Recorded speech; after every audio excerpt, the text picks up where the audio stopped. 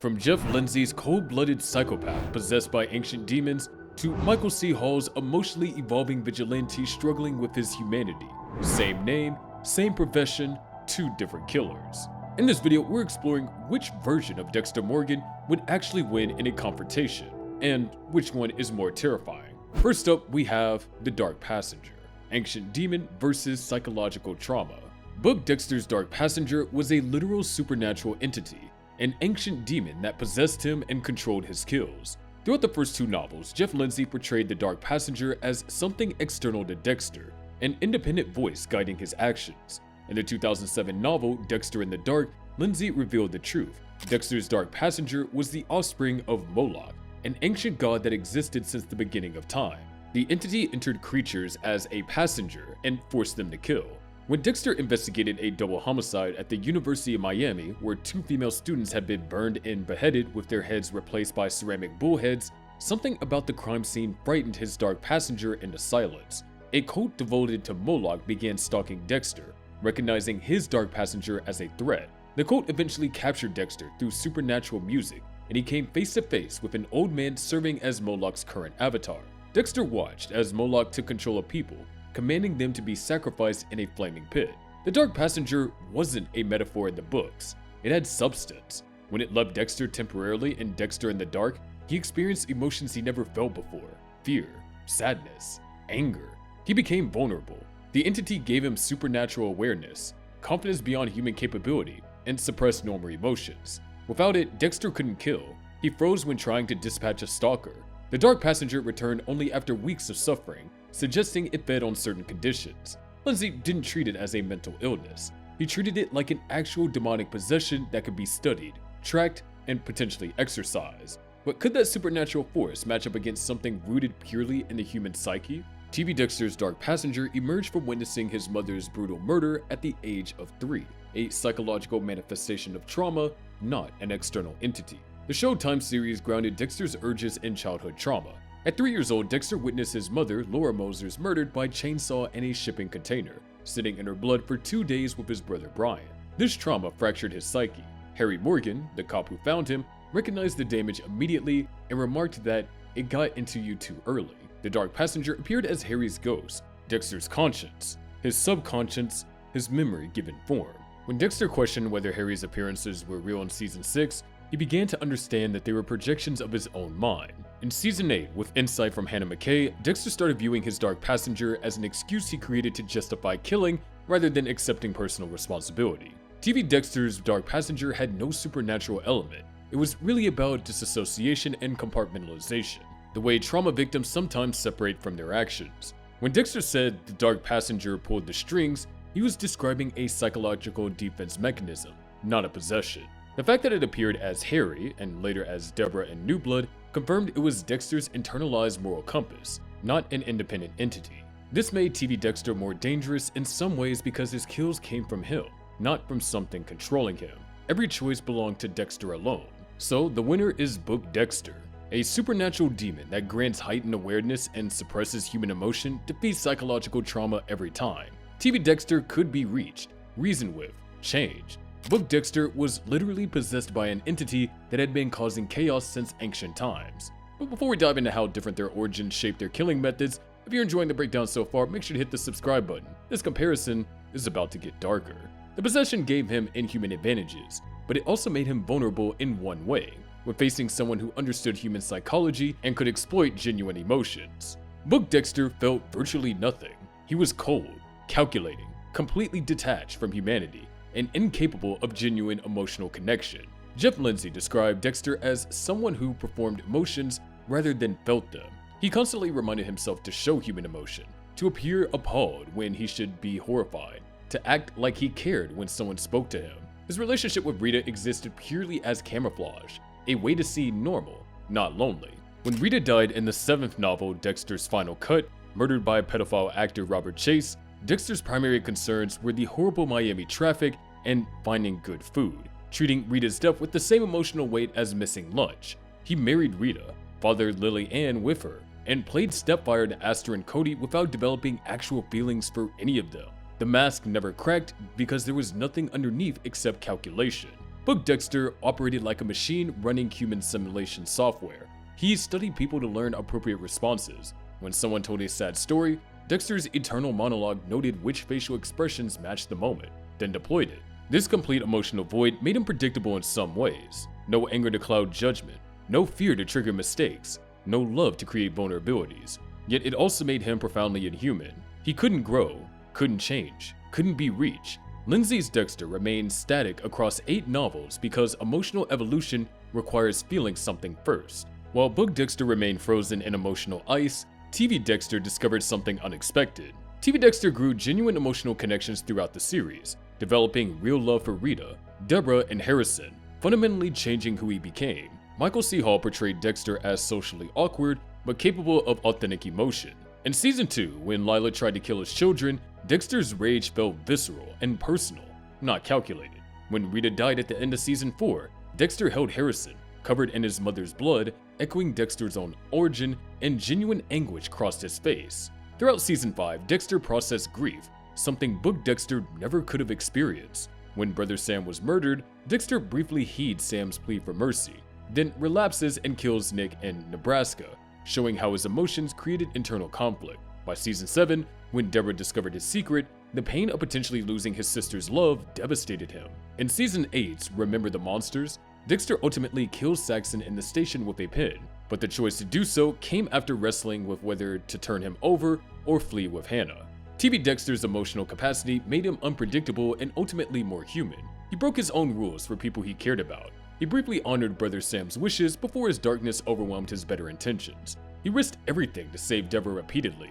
His mask didn't just crack, it shattered, revealing someone struggling between his dark passenger and his emerging humanity. This evolution created vulnerabilities Book Dexter never had, but also gave TV Dexter something Book Dexter lacked entirely: the ability to change, adapt, and make decisions based on conflicting emotions rather than pure logic.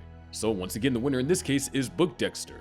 In a direct confrontation, emotional emptiness beats emotional conflict. TV Dexter's feelings could be exploited, weaponized, used against him.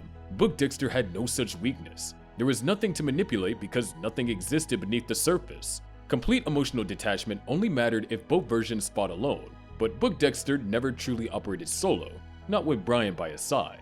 Book Dexter's brother Brian survived the first novel and remained Dexter's partner, ally, and fellow killer throughout all 8 books until dying in the final novel. In Jeff Lindsay's darkly dreaming Dexter, when Brian Moser kidnapped Deborah and tried to convince Dexter to kill her and join him, Dexter refused because of Harry's code. However, when Miami Metro Lieutenant Miguel LaGuardia discovered them, Brian killed her instead, and Dexter allowed it, letting his brother murder a cop so he and Deborah could escape. Brian disappeared but resurfaced throughout subsequent novels. In Dearly Devoted Dexter, he assisted from the shadows. By Dexter is Delicious, Brian had become a reoccurring character. In the 7th novel, Dexter's Final Cut, Brian returned openly. In the final book, Dexter is Dead, Brian bailed Dexter out of jail, hired him a lawyer, and the brothers worked together against a Mexican drug cartel. Their partnership ends in the final novel's cartel showdown, where Brian is killed in the climax, while Dexter rescues his children from cartel leader Raul. Book Dexter gained an enormous tactical advantage through Brian's survival, a partner who understood him completely, who shared his nature without the restrictions of Harry's code. Brian operated without Dexter's limitations. He killed freely, stole millions from drug cartels, and brought resources Dexter couldn't access alone. Their brotherhood created a serial killer duo, doubling their effectiveness. When Brian died in that final confrontation, it wasn't from Dexter's moral choice, but from chaotic circumstance. For 8 books, Dexter had backup, someone who never judged him, never tried to stop him, and actively enabled his darkest impulses. While Book Dexter kept his brother alive for years, TV Dexter made a choice that fundamentally defined his character. TV Dexter killed his brother Brian at the end of Season 1, choosing Deborah over blood, proving Harry's code meant more than family. In the Season 1 finale, Born Free, Brian Moser captured Deborah and brought her to the same shipping container where their mother died. He wanted Dexter to kill Deborah with him, to embrace his true nature and abandon Harry's restrictions. Brian represented everything Dexter could become without the code, killing freely, choosing victims based on desire rather than justice. For a moment, Dexter considered it. He stood over Deborah with plastic wrap, the kill room prepared. Then he remembered Harry's first rule: don't kill innocent people. Dexter lowered the wrap, released Deborah, and later wrapped Brian in plastic. Brian's last words, "You can't kill me, I'm you," haunted Dexter. but he drove the blade into his brother's chest anyway. That single decision reinforced Dexter's commitment to the code over biological connection. TV Dexter sacrificed what Book Dexter kept, a partner who truly understood him. This choice revealed TV Dexter's core. He valued the code, valued Deborah, valued the structure that Harry gave him more than embracing his true nature. That left him isolated afterward, sure, but it also proved something else. He could make the hard choice when emotions conflicted with principles. Book Dexter never faced that test. He got to keep Brian and the moral high ground by having Brian kill LaGuerta instead. TV Dexter earned his isolation through sacrifice. So once again, the winner here is Book Dexter. Having Brian alive for 8 books provided tactical advantages TV Dexter never had. 2 serial killers proved more effective than one, especially when one operated without restrictions. If you thought Brian's survival gave Book Dexter an advantage, wait until you see how brutally different his supporting cast fates turned out. Book characters face significantly darker, more violent fates that showcase Jeff Lindsay's willingness to push boundaries beyond television standards. Sergeant Dokes provides the starkest example. In Dearly Devoted Dexter, instead of dying in a cabin fire, Dokes was captured by Dr. Danko, a former military medic. Danko didn't kill Dokes, he kept him alive while systematically removing everything non-essential. Dokes lost his tongue, his limbs, and was reduced to a conscious torso, unable to speak or move. He survives the mutilation and remains alive, permanently maimed, and hostile towards Dexter in subsequent books. LaGuerta died in the first novel, killed by Brian when she discovered him with Deborah. Dexter explicitly allowed this murder to save his sister. Rita died in the 7th novel, murdered by pedophile Robert Chase after catching him with Aster. Even Brian's death in Dexter is Dead came during the final cartel confrontation, and Dexter was severely wounded by gunfire from Raoul before setting a bomb on the yacht, presumably dying in the blast. Lindsay's novels existed without network restrictions. He could describe Dr. Danko's surgical mutilations in exquisite detail, could let LaGuerta die in book 1 without worrying about losing a cast member, could kill Rita without building towards it for seasons. This created a world where consequences felt random and brutal rather than dramatically structured. Anyone could die at any time in any horrible way. The supporting cast served plot functions rather than character arcs.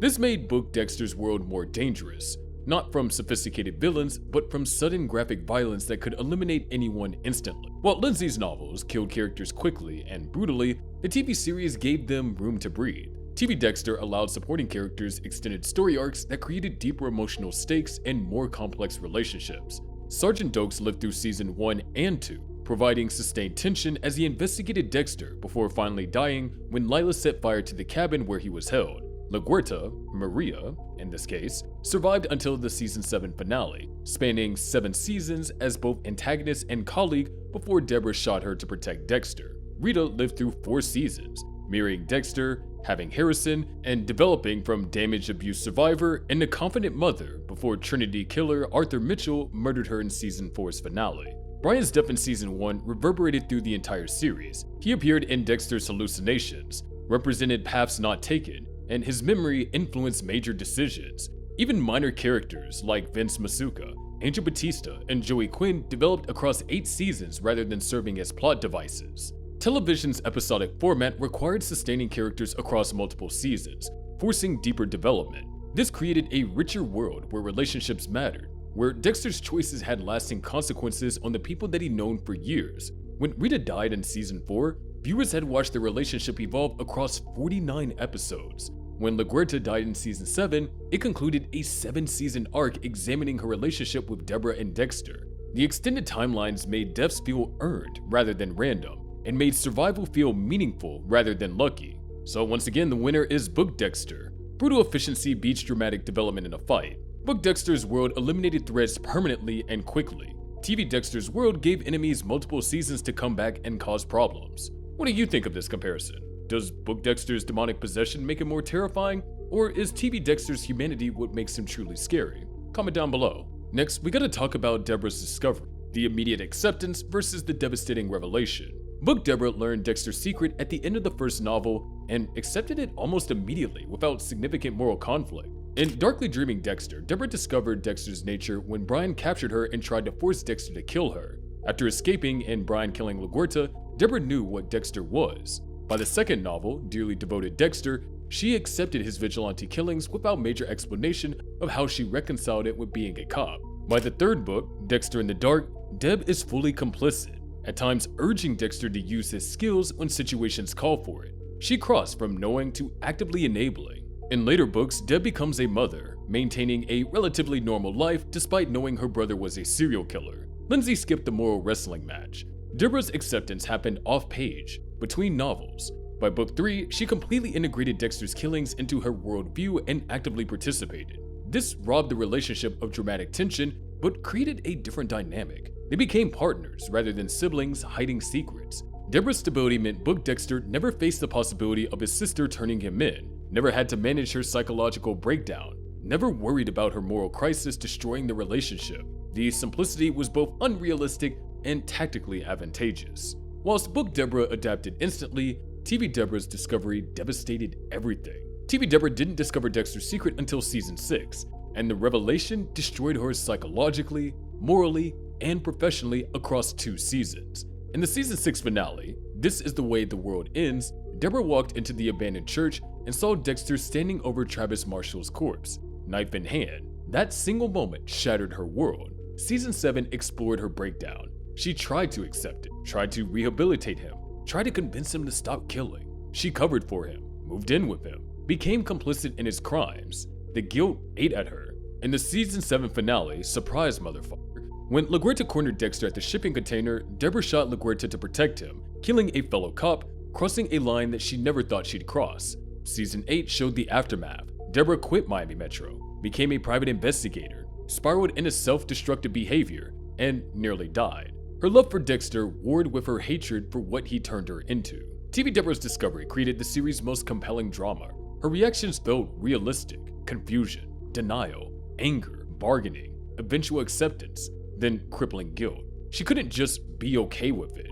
The revelation broke something fundamental in her, and watching Dexter realize he destroyed his sister's life by letting her discover the truth added weight to every subsequent kill. TV Dexter carried that guilt, that knowledge that his existence poisoned everyone he loved. Book Dexter never experienced that consequence, because Book Deborah adjusted too quickly for it to matter. The winner in this case is TV Dexter. The emotional complexity of Deborah's realistic reaction made TV Dexter a more complete character who understood consequences. Book Deborah's instant acceptance gave Book Dexter convenience but robbed him of growth.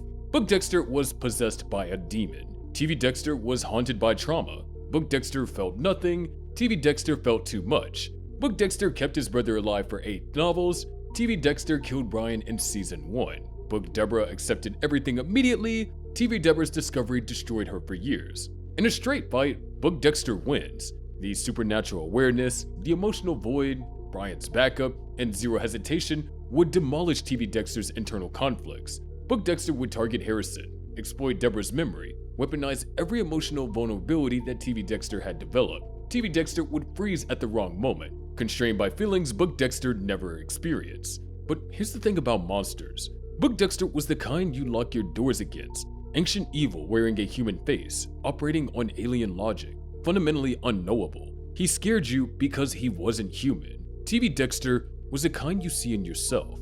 Trauma survivor who became what he hated, trying to be good while his darkness kept winning, destroying everyone he touched despite loving them. He scared you because he was human, because you understood exactly how he got there. Book Dexter would win the confrontation, but TV Dexter would be the one you couldn't stop thinking about afterward. The one who made you wonder what you'd become if your worst day defined the rest of your life. The one that asked uncomfortable questions about whether monsters are born or made, and whether the answer even matters once the bodies start piling up. If you enjoyed the video, make sure to subscribe with notifications turned on, and don't forget to check out our recent upload about why Dexter vs. Florida State Court isn't even close.